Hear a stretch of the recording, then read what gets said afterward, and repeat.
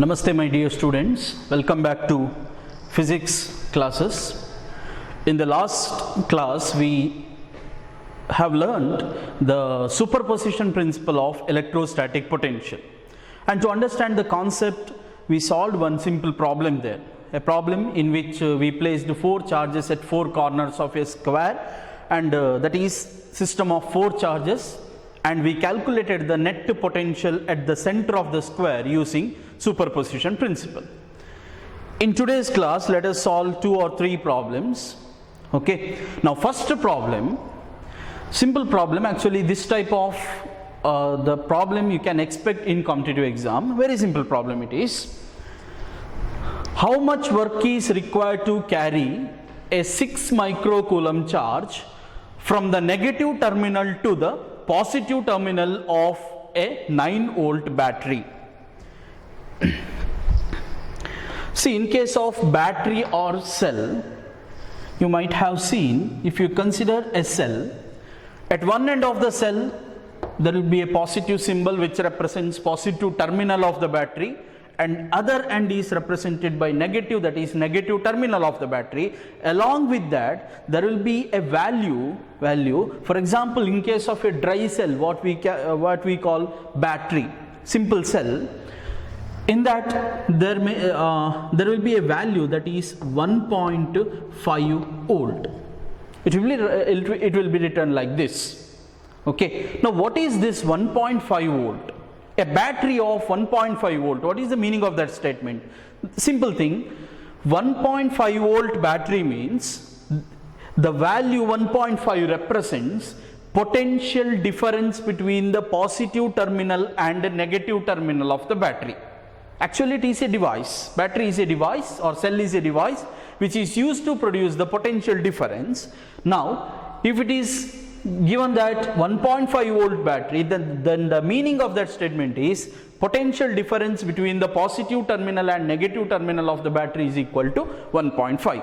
So, now this quantity represents potential difference between positive and negative terminal of the battery.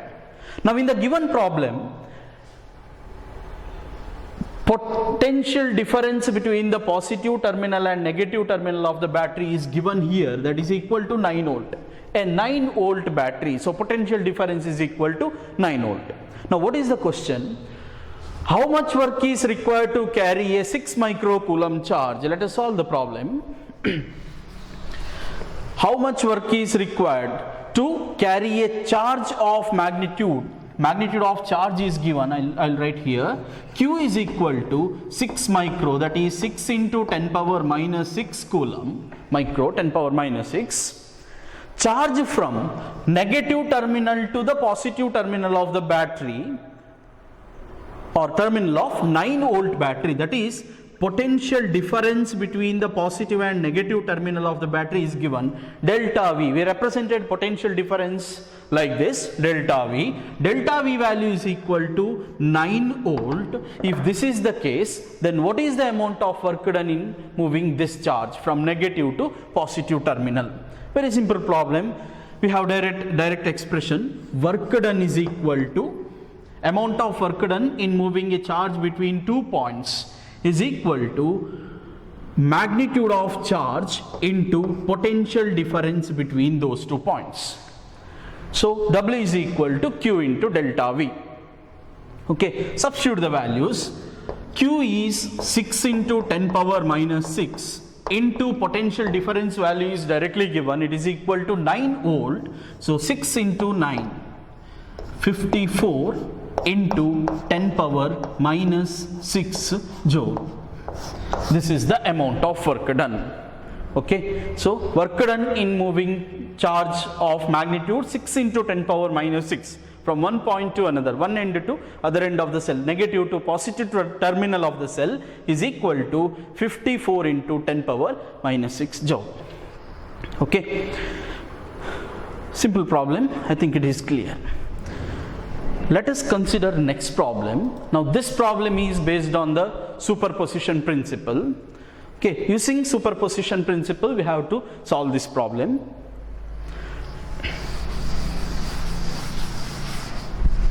Yes. 3 point charges plus 4 nanocoulomb, plus 2 nanocoulomb and minus 1 nanocoulomb are placed at the corners A, B and C respectively of a square ABCD of side square root of 2 meter. Calculate the potential difference between, what we have to calculate? The potential difference between the center and vertex D. At the same time, how much of work is required? So what is the work done to move a charge charge 3 into 10 power minus 6 from vertex D to the center of the square? Okay, this is the problem. So let us represent the given problem in a diagram. A square, length of the side is given square root of 2 meter, here also square root of 2 meter, here also square root of 2 meter, here also square root of 2 meter. ABCD is a square. Let this be vertex be A, B, C and D. Okay, A, B, C and D. Now, first charge 4 nanocoulomb is placed at A. So at A plus 4 nanocoulomb, this is the charge. At the vertex B plus 2 nanocoulomb, so plus 2 nanocoulomb is placed here. Then at C a negative charge, that is minus 1 nanocoulomb. Okay, minus 1 nanocoulomb. So this is vertex D, no charge is placed at vertex D. Now calculate the potential difference between the center and vertex D of the square. Diagonal AC, diagonal BD. This is now the center of the square, let it be O, let O be the center of the square. Okay. Now what we have to do, in the first step we have to calculate the potential difference between these 2 points. What is the potential difference between these 2 points? To calculate the potential difference between those 2 points, first of all calculate the net potential at this point, then net potential at vertex D, then find the difference between these two, that is the potential difference. Potential at one point minus potential at another point, that is potential difference. Now it is a system of 3 charges. In the last class we considered system of 4 charges. Here only 3 charges are there. It is a system of 3 charges. To find the net potential at a particular point, we have to use the superposition principle. According to superposition principle, net potential is equal to 1 by 4 pi epsilon naught into summation from I is equal to 1 to n Qi divided by RIP is the value. RIP is the value. Now here, if you put 1 Q1 divided by R1P, 2 Q2 divided by R2P, etc. We consider the expression there. So let us find out the potential. First of all, let us find out the potential at the center of the square. To find the potential at the center of the square, we need this distance and this distance. Length of the side of the square is given, it is equal to square root of 2 meter. Now distance from vertex A to center of the square AO, it is equal to B to O distance BO is equal to CO. So DO is not necessary here. AO BO is equal to CO. So square it is, therefore all distances are same, is equal to find this distance you can use Pythagoras theorem. In the last class we used that concept, or you can use this shortcut. See, if x is the length of the side of a square, then distance from vertex to the center is given by x divided by square root of 2. Straight away you can write. Okay, if x is the length of the side of the square, then distance from the vertex to the center of the square is given by this formula, x divided by square root of 2. Here we have length of the side is equal to square root of 2. So square root of 2 divided by square root of 2, x divided by square root of 2, it is equal to 1 meter. Okay, 1 meter. I think it is clear. Otherwise you can use Pythagoras theorem. It is the shortcut method. Next, length of the diagonal AC, it is equal to length of the diagonal BD is equal to, see, half of the diagonal length is equal to 1 meter, therefore 1 into 2, so that is equal to 2 meter. Okay.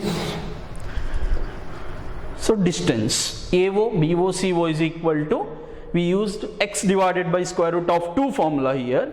Okay, x is root 2. So if distance, length of the side is equal to 1 meter, you will get 1 by root 2. If it is equal to 2 meter, then square root 2 divided by square root of 2, like that. So now it is square root of 2. So square root of 2 divided by square root of 2, that is equal to 1 meter. And length of the diagonal is equal to 2 times this value, that is equal to 2 meter. Now, potential at point O, that is center of the square, VO is equal to 1 by 4 pi epsilon naught into 1 by 4 pi epsilon naught, formula 1 by 4 pi epsilon naught into first charge placed at A divided by distance OA or AO, one and same, distance from this point to this point, plus charge placed at B divided by OB plus charge placed at C divided by OC, isn't it? So it is equal to 1 by 4 pi epsilon naught is 9 into 10 power 9 into charge at A is 4 nano, nano means 10 power minus 9, divided by AO is 1 meter, so plus second charge is 2 nano, 2 into 10 power minus 9 divided by 1 plus, okay, plus third charge is minus 1. While calculating the potential, you have to consider the polarity. So plus minus 1, plus into minus, it becomes minus 1 into 10 power minus 9 divided by 1. So that is equal to 9 into 10 power 9, 10 power minus 9 is common here, into 10 power minus 9 into remaining is 4 plus 2, 6 minus 1, that is equal to 5. In the denominator we have 1, therefore 4 into 4 plus 2, 6 minus 1, it is equal to 5. 10 power minus 9 plus 9 cancels. So remaining is 9 into 45, sorry, 9 into 5, that is equal to 45, the unit is volt. So electric potential at the center of the square VO is equal to 45 volt. Similarly, let us calculate the potential at the vertex D. At vertex D, potential VD is equal to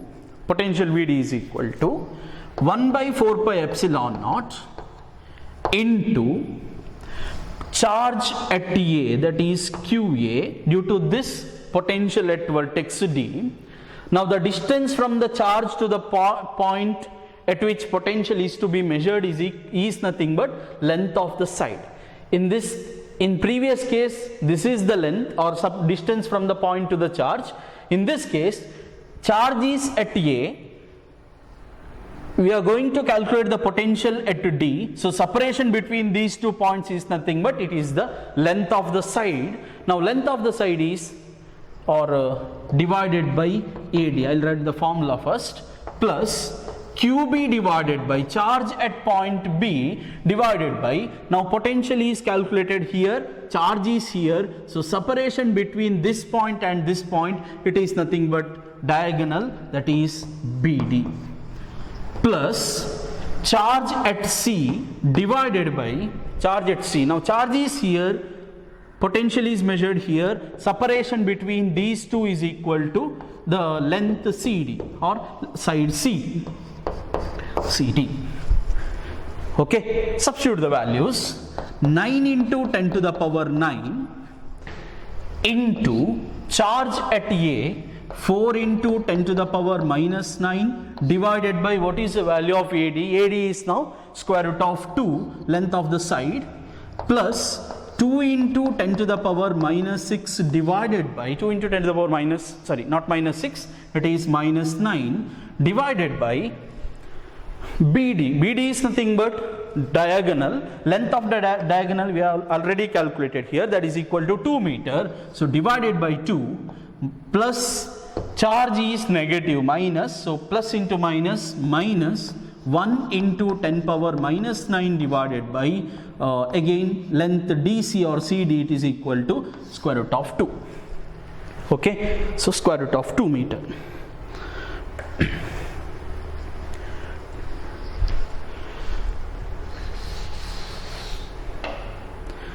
So 4 into 10 power minus 9 divided by square root of 2, this distance, 2 into 10 power minus 9 charge at B divided by this distance, plus minus 1, therefore it is minus 1 into 10 power minus 9 divided by square root of 2, that is this distance.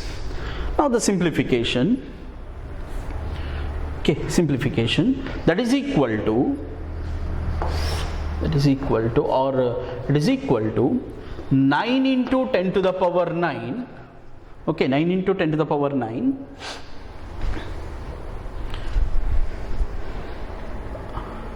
into 10 power minus 9, you can take it outside, 10 power minus 9 common, into 4 divided by square root of 2. 1 by square root of 2 is 0.707 into 4. You can use the calculator. 4 divided by square root of 2 is 4 into 1 by 0.707, that is equal to 2.828. 4 by root 2 value it is. Okay, 4 by root 2 is equal to 2.828 plus 2 divided by 2, 1. Minus 1 by root 2, 1 by root 2 value is 0.707. Okay, 1 by root 2 value is 0.707. So that is equal to 10 power plus 9 minus 9 cancels, 9 into 2.828 plus 1, that is 3.828 minus 0.707.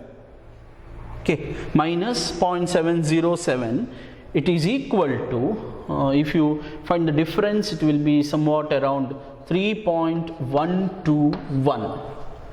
Okay, 3.121, which means, okay, which means, or if you multiply this, so it is potential at vertex D. So potential at vertex D VD is equal to, if you multiply these two values, 9 into 3, 27, so it will be around 28 point something, so 28 point some 1 approximately.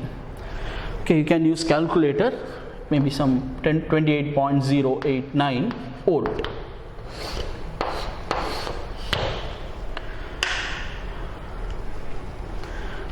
Okay, so potential value 9 into 3.121, it is 28.089 volt. So using the superposition principle, first we calculated the potential at the center of the square, its value is 45 volt. Then using the same superposition principle, we calculated the potential at the vertex D of the square, its value is 28.089 volt. Okay, now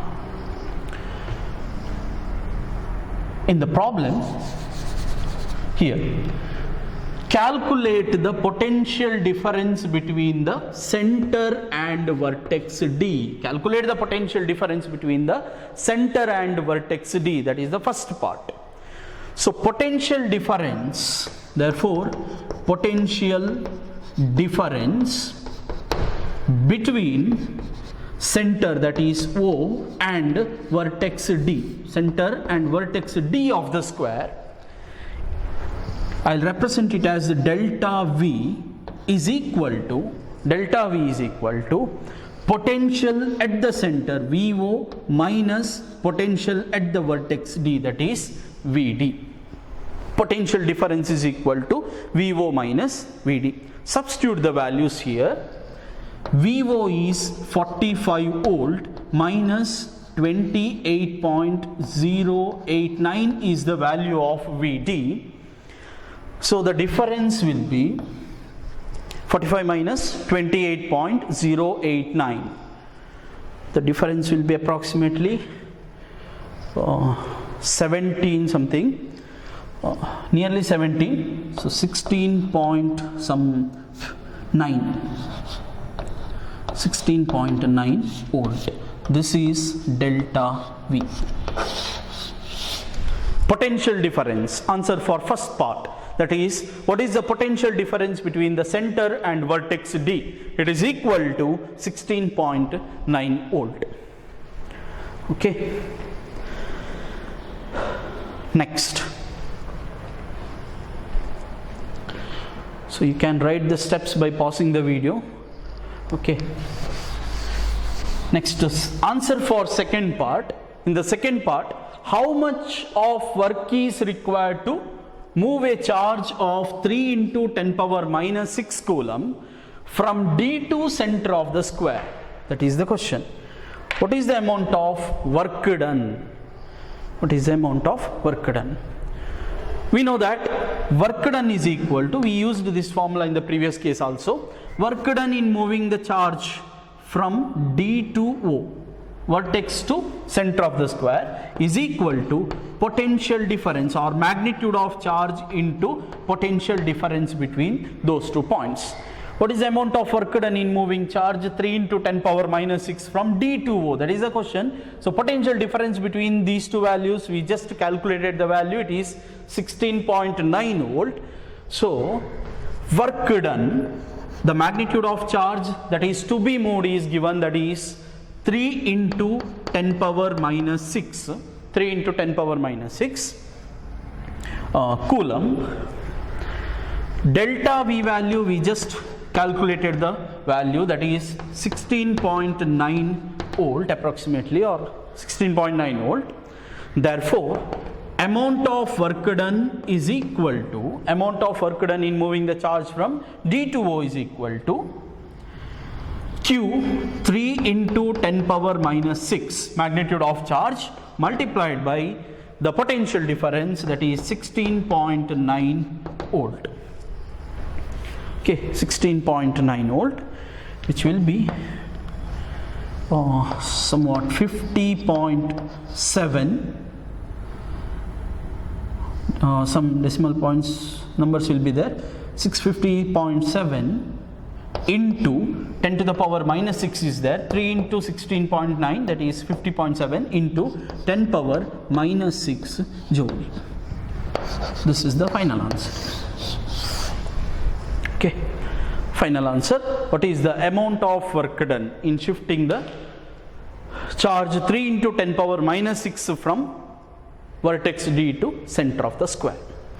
So here we used two concepts. One is superposition principle of electrostatic potential, and another one is work done is equal to magnitude of charge into potential difference formula.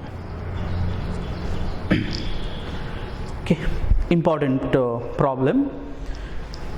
You can expect such type of problem in board exam.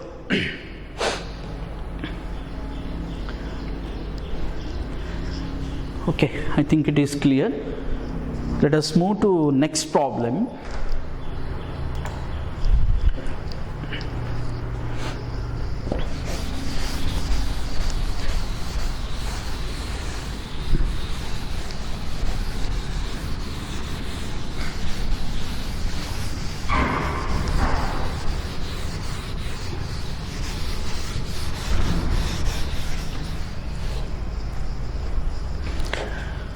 See, before solving that problem, here one term is there, that is point of zero potential or points of zero potential. Let us discuss that zero potential, point of zero potential. Now, what is this zero potential point? After this discussion, we will solve that problem. Zero potential point.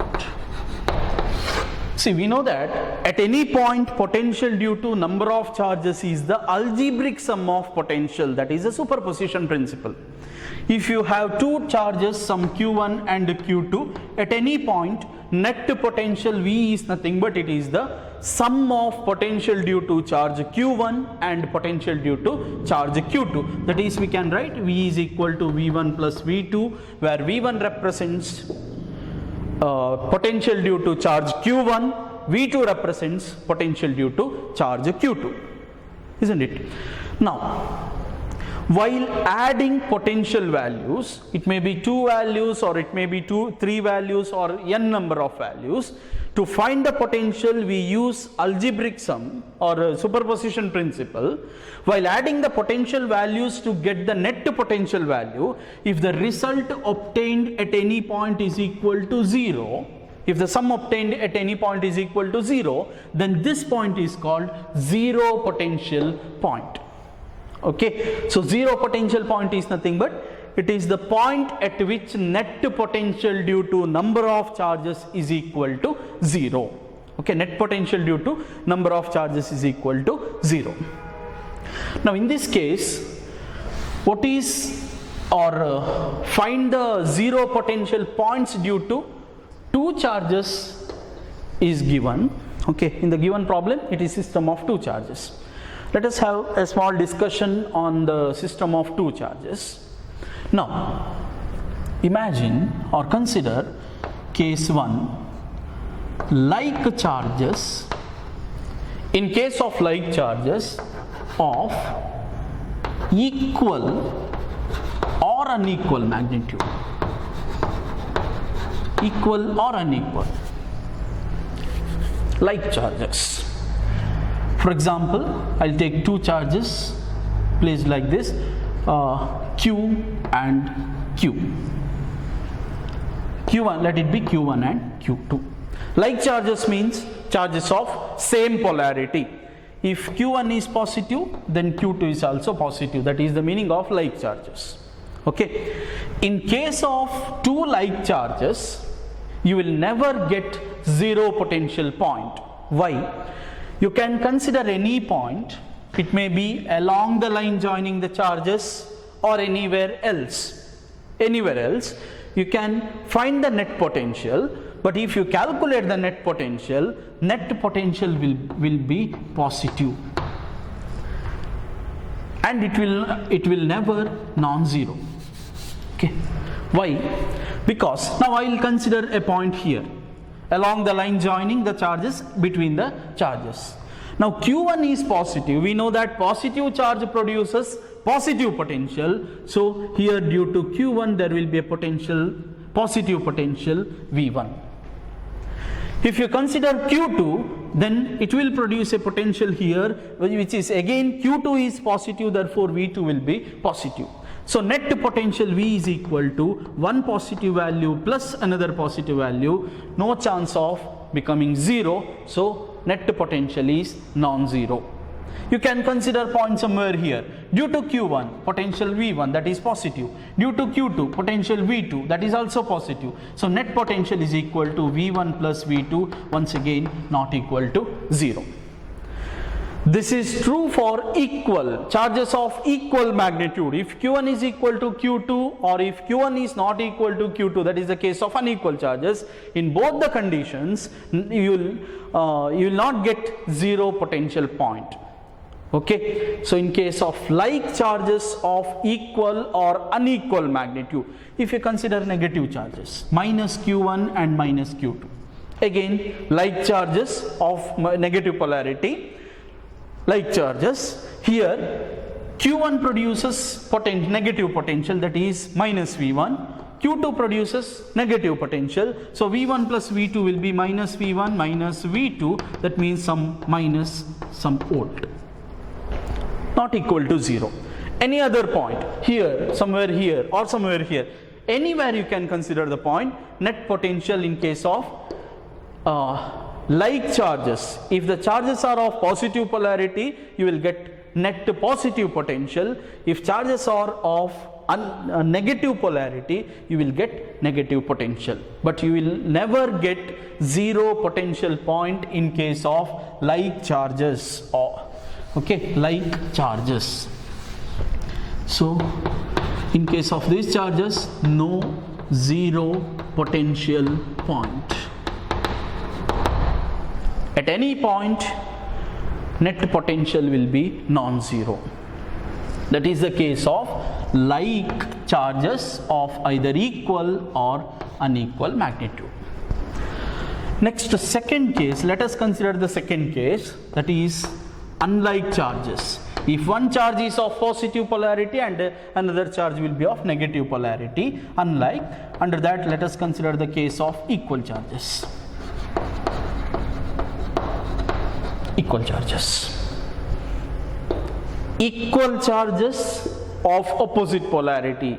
You have studied the concept of dipole. A dipole is nothing but equal and opposite charges separated by small distance, right? So similarly, now Q1 plus Q, I considered equal charges of opposite polarity, so plus Q, here minus Q in case of a dipole.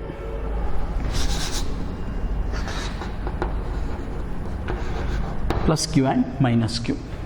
Now in case of unlike charges of equal magnitude, is it possible to get the zero potential point? Yes, it is possible, because positive charge produces positive potential, negative charge produces negative potential at a point. Just for example, at this particular point, if positive charge produces some plus 4 volt potential and negative charge produces some minus 4 volt, if you add these two values, net potential will be zero. So in case of unlike charges, there is a possibility of getting zero potential point. Now in this case, where exactly that zero potential point or points exists? Now consider the midpoint of the line joining the charges. Midpoint of the line joining the charges means if this distance is equal to x, this distance is also equal to x. Okay. We know that potential due to point charge is 1 by 4 pi epsilon naught q divided by r. We derived this expression, potential due to point charge. Now at this particular point P, potential due to plus Q can be written as, I will represent it as V plus Q is equal to 1 by 4 pi epsilon naught. Magnitude of charge is Q and it is positive, so Q divided by distance from the charge to the point is, instead of R I represented distance as x, therefore Q divided by x. This is potential due to positive charge. Potential due to negative charge V minus Q is equal to 1 by 4 pi epsilon naught into charge is minus Q. So while calculating the potential, you have to consider the polarity. Minus Q divided by distance from the charge to the point is equal to x. So Q divided by x. If you consider the two expressions, 1 by 4 pi epsilon naught, 1 by 4 pi epsilon naught, Q, x, x.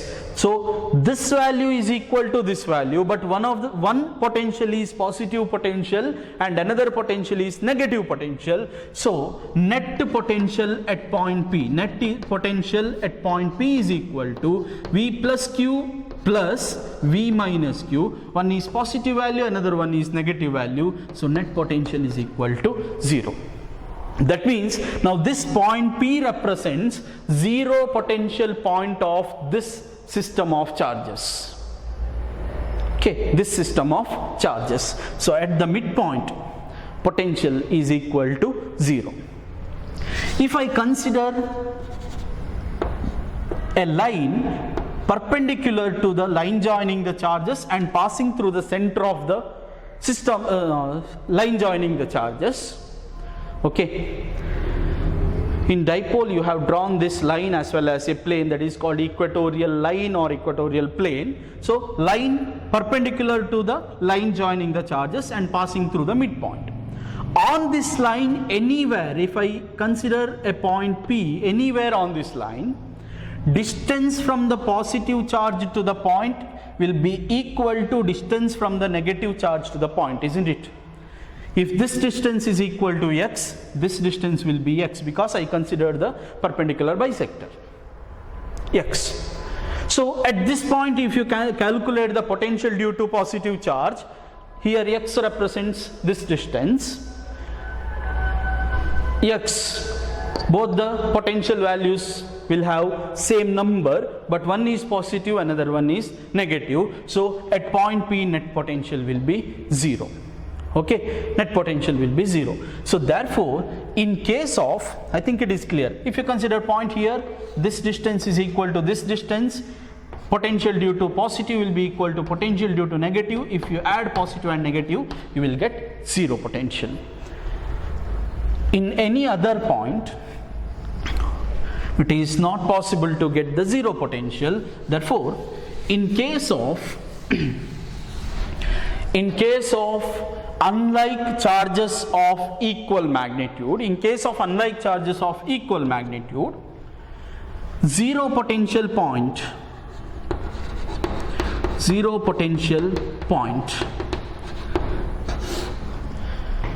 so potential will be 0 at the midpoint of line joining the charges. Okay, net potential will be 0 at the midpoint of line joining the charges. At the same time, another possibility is at any point on the perpendicular bisector.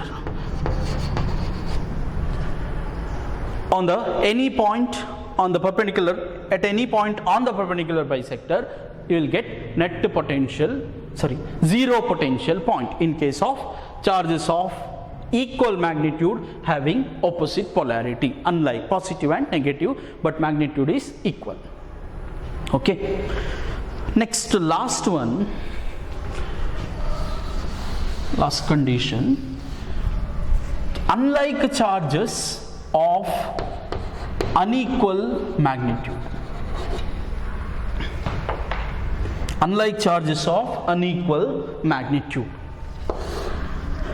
If one charge is Q1 plus Q1, another charge will be minus Q2. Here polarity is opposite, but magnitude is not equal. If this is the case, along the line joining the charges, at the midpoint, potential will not be 0. Net potential will not be 0, because magnitude of charges are different. In one expression, we will get 1 by 4 pi epsilon naught Q1 divided by x. Another expression, 1 by 4 pi epsilon naught minus Q2 divided by x. Q1 is different from Q2. Therefore, net potential at midpoint will be non-zero. At midpoint, 0 potential occurs only in case of equal charges of equal magnitude. Now, in case of unlike unequal charges, along the line joining the charges, okay, you will get 2 zero potential points. Along the line joining the charges, you will get 2 zero potential points. One is